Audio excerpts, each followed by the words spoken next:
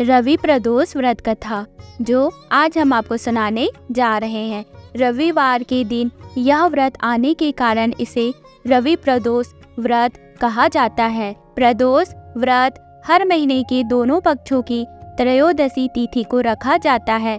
एक समय सर्व प्राणियों के हितार्थ परम पावन भागीरथी के तट पर ऋषि समाज द्वारा विशाल गोष्ठी का आयोजन किया गया। इस सभा में व्यास जी के परम शिष्य पुराण वेत्ता सूत जी महाराज हरि कीर्तन करते हुए पधारे।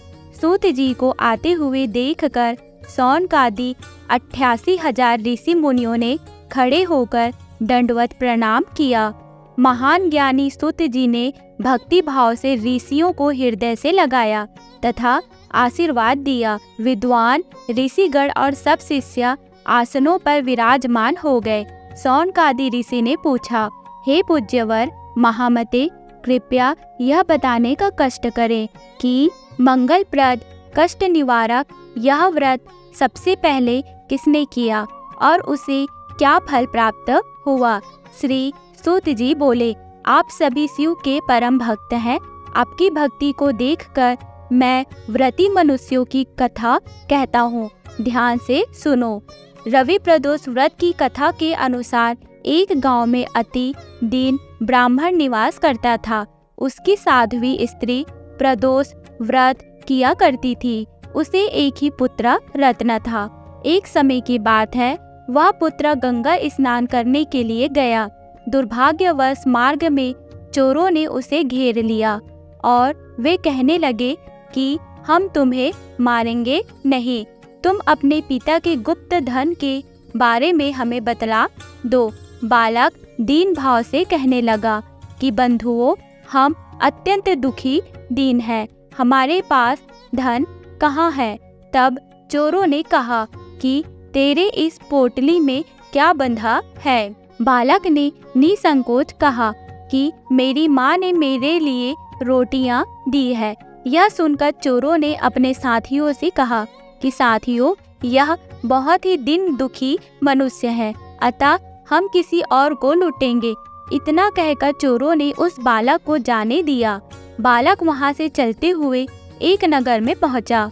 नगर के पास एक बरगद का पेड़ था। वह बालक उसी बरगद के वृक्ष की छाया में सो गया।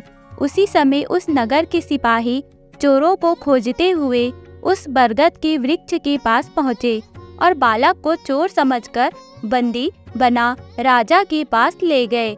राजा ने उसे कारावास में बंद करने का आदेश दिया।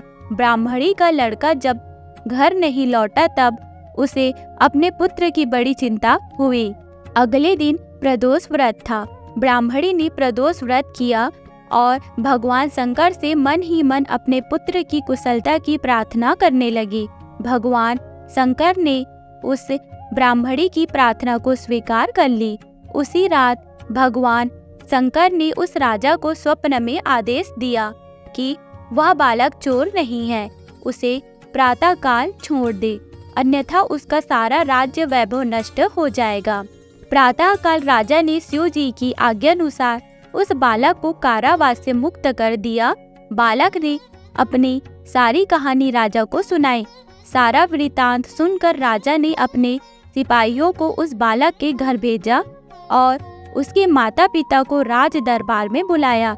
उसके माता पिता बहुत ही भयभीत थे।